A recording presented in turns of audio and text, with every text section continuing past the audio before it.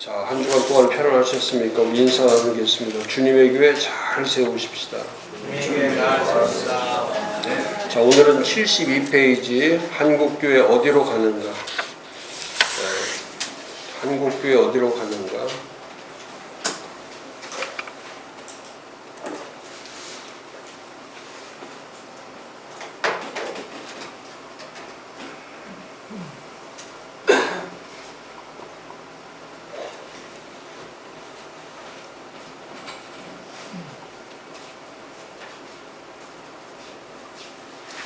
한국교회 어디로 가는가? 그 상황 분석이 이루어져야 되고, 상황 분석이 이루어지지 않으면 전략을 수립할 수가 없죠. 그러니까 목회적 전략이 없다는 것은, 전략을 못 세운다는 것은 이제 상황 인식이 안 돼서 그렇죠. 이제 상황 파악이 되면 누구든지 그 전략은 다 만들 수가 있습니다. 이 코로나 팬데믹에서 가장 안타까운 것이 뭐냐면, 이렇게 오랜 시간 동안에 코로나 팬데믹 기간이 옴에도 불구하고 아직도 한국 교회가 전략이 만들어지지 않기 때문에 이렇게 어려움을 겪을 수밖에 없는 거죠. 그래서 74페이지에 보시면 74페이지의 맨 위에 줄에 그렇다면 교회는 4차 산업혁명 시대, 이 포스트 코로나19, 위드 코로나 가운데 현재로부터 향후 5년 이후까지 이 골든타임 목회 패러다임 시프트를 어떻게 설정하느냐에 따라서 한국교회의 미래가 달려있다고 볼 수 있다. 그렇죠. 지금부터 앞으로 한 2025년까지 이 기간 가운데 교회 이 패러다임을 잘못 붙잡으면은 그 다음 이후의 미래는 우리가 걷잡을 수 없는 거죠. 그래서 이런 패러다임 시프트를 이 시프트라는 것은 패러다임의 전환을 얘기하는 건데, 지금 코로나 이전의 상태의 그 교회를 그대로 이어가면은 그 패러다임은 이미 잘못될 수밖에 없는 거죠.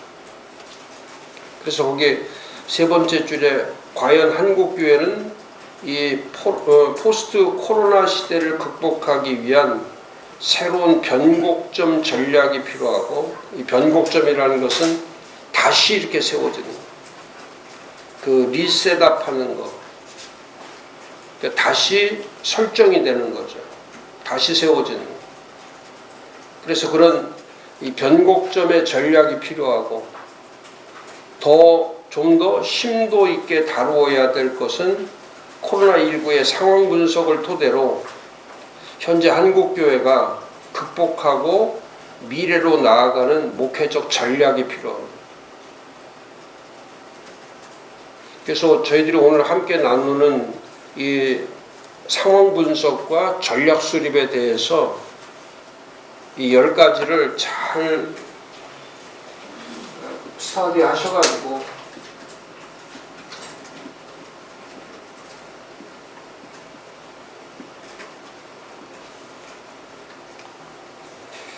정확하게 지금 어떤 상황인지를 아는 것이 가장 중요하죠. 그래서 74페이지 두 번째 패러그래프, 코로나19 사태 이후 한국교회는 어떤 상황인가. 첫 번째, 교회의 초기 대응 부적절로 인한 교회 이미지가 악화되는 것.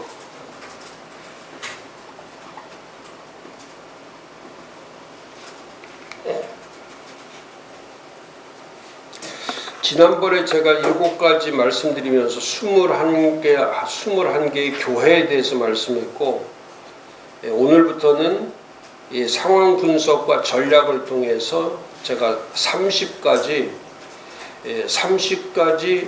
패러다임을 전환시켜야 될 그 30가지의 내용에 대해서 쭉 좀 말씀을 나누려고 합니다. 교회는 이미지가 중요하죠. 이미지. 어떤 이미지를 가지고 있느냐. 근데 한국 교회가 지금 이미지가 바뀌었죠. 한 코로나 이전에는 그래도 교회 하면은 사람들이 그래도 이제 교회 하면은 친화력을 가지고 친밀성이 있었지만 지금은 이제 절대 그렇지 않죠. 지금 한국 교회 이미지는 이제 부정적으로 바뀌었죠. 부정적 시각으로 바뀌었죠. 부정적이. 그러니까 부정적이다 보니까 이제는 모든 게 다 막히는 거예요. 그러니까 이제 부정적 시각으로 세상 사람들이 교회를 보니까 이제 교회를 스스로 교회를 오는 시대는 이제 지난 거죠. 이 긍정적 시각이 있을 때 사람들이 이제 교회에 대한 그 선한 마음을 갖게 되지만 이제 부정적 시각을 가지고 있을 때는 그 두말할 것도 없이 이제 교회를 멀리 할 수밖에 없는 거죠. 지금 사회적으로 우리가 이게 전도가 안 되는 게 아니고 지금 사회와 교회가 소통이 안 되는 거예요. 이게 전부 다 부정적으로 되다 보니까 이게 다 단절돼. 언론도 마찬가지고 여론도 마찬가지고 그 다음에 이 사고도 마찬가지고 전부 다 교회와 이제는 연결돼 있는 것이 아니라 단절돼 가고 있는 거죠. 그 다음에 또 부정적 시각만 있는 게 아니죠. 이 교회에 대해서 공격적이죠. 계속 이제는 교회는 공격의 대상이 돼버린 거예요. 작년 여름에, 작년 이맘때, 작년 7월, 8월 얼마나 한국 기독교회가 얼마나 아마 하루에 그 방송에서 한국 교회를 향한 그 기독교의 폄훼, 공격 이루 말할 수가 없었죠.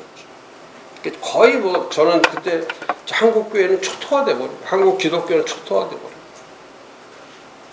그래서 이 바이러스의 진원지처럼 여기고 마치 이질 집단처럼 여기는. 그래서 공격에 대해서 지금은 교회 공격하지 않죠. 이미 다 초토화돼 있는데 뭐하러 공격을 합니까?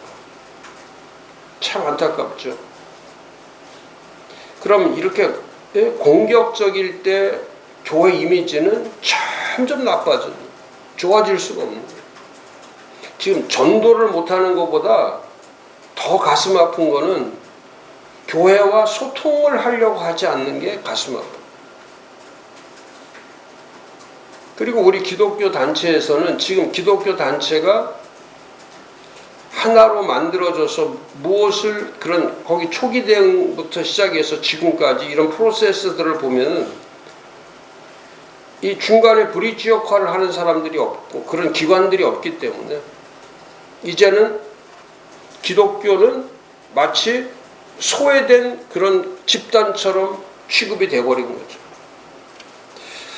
그래서 교회 이미지는 계속해서 지금보다 더 나빠진다. 더 나빠질 수밖에 없기 때문에 이 후유증이 강하게 나타나는 거죠. 그 다음에 또 공격적인 것을 넘어서 지금은 이제 파괴적이죠. 결국 목적이 그거예요.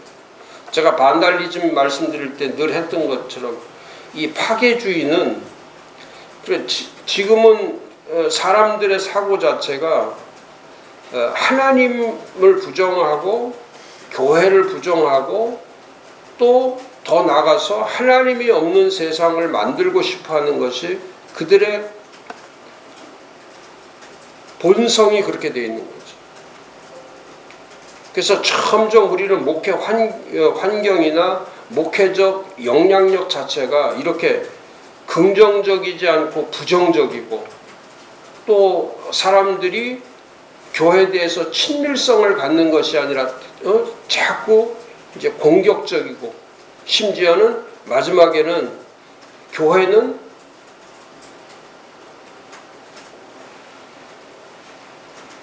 사람들에게 선한 영향력을 주지 않는 마치 악한 영향력을 가지고 있는 것처럼 잘못 이해할 수 있는 그런 이미지 때문에 힘들어지는 거죠.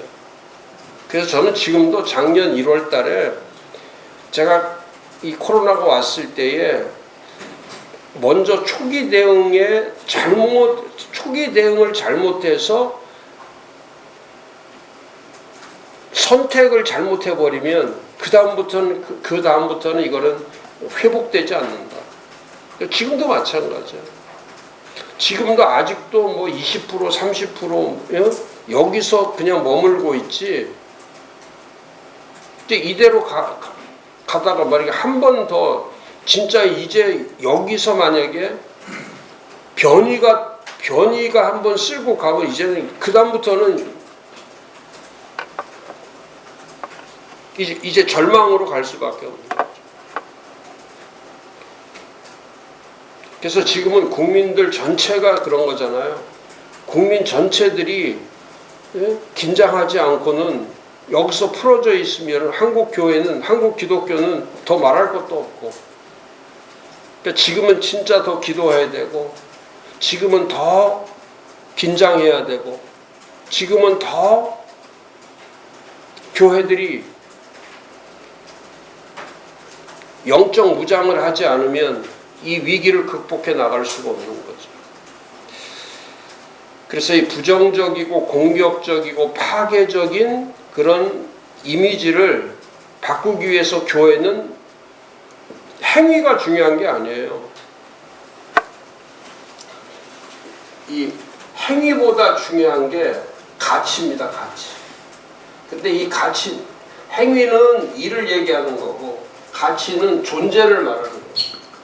그러니까 교회는 존재성이 훨씬 더 중요해요. 일하는 것보다. 교회는 그 자리 포지션을 가지고 있는 자체가 중요해요. 그러니까 교회는 항상 말씀을 하고 있기 때문에 그러니까 존재적 가치가 그 일의 행위보다 훨씬 더 중요합니다. 무슨 일을 하느냐, 목사도 마찬가지예요. 목사가 어떤 일을 하고 얼마나 유명해지고 얼마나 잘 나가느냐 그건 중요하지 않아요. 그 목사는 어떤 목사냐, 그 존재 가치가 뭐냐, 그게 중요한 거예요. 그 사람이 어디에 있어도 그 존재 가치가 그 모임이나 모든 일의 중심이 되는 거예요.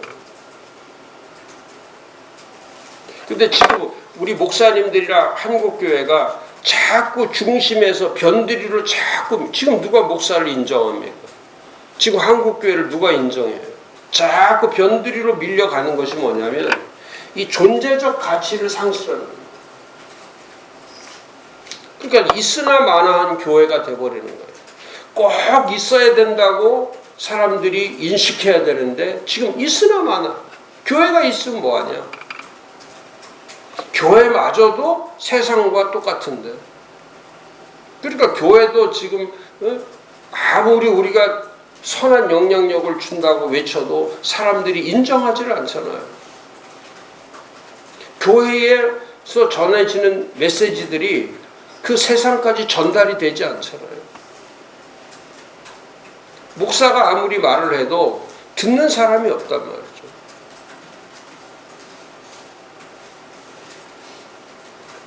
참 사람들이 무서운 겁니다. 얼마나 무서운지 몰라요. 이번에도 보니까 참 사람들이 한번 등을 돌리면 사람들이 떠나면 그 다음으로는 다시 쳐다보지 않죠. 무서운 겁니다. 그래서 교회를 떠난 사람들이 다시 돌아온다는 것은 그건 똑같은 거예요. 가정을 버리고 떠난 사람이 그 가정으로 다시 돌아온다는 건 그건 불가능합니다.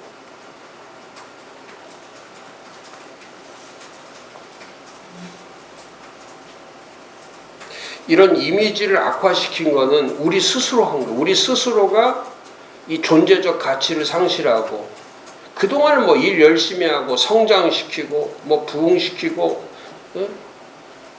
거기에다 몰두하다가 이 존재성, 의미 이런 가치 이런 것들을 다 잃어버린 거죠.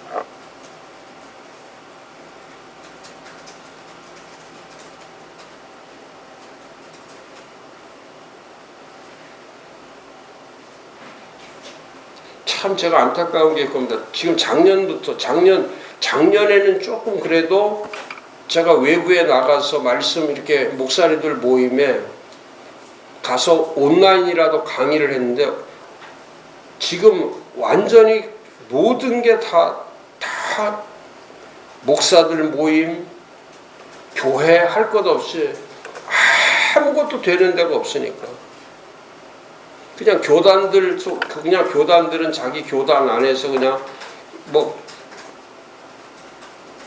기도회를 하고 뭐 이런 걸 하는 정도지 지금 이 목회라고 하는 생태계 자체가 파괴돼요.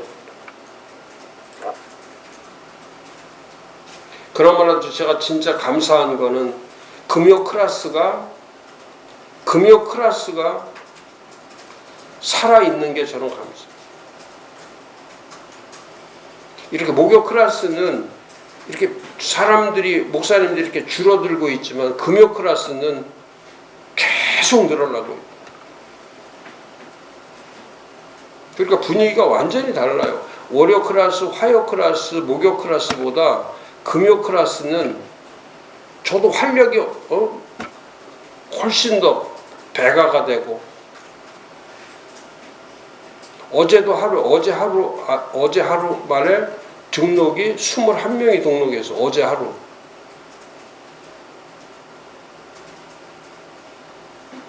그리고 어제도 하루 종일 전화가 몇십 통이 오는지. 그래서 우리 그 행정팀장이 사무실에서 전화를 받으면 하루 종일 오니까. 전국에서 다.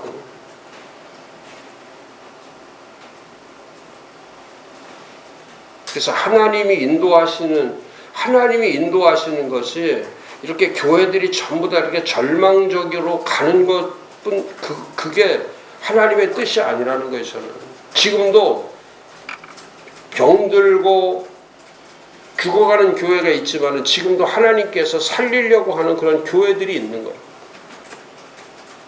근데 그거를 제가 작년 9월부터 준비하지 않았으면 지금 이런 일이 일어나지 않아요. 그 일을 하기 위해서 작년 9월부터 금요 클래스 만들기 위해서 작년 9월부터 제가 모든 사람들이 안 된다고 하는 거. 제가 작년에 신문에다만 작년 9월부터 신문 광고가 그게 3천만 원 들어간 거예요. 3천만 원. 교회 세우자. 올해 들어서도 수천만 원 들어가고.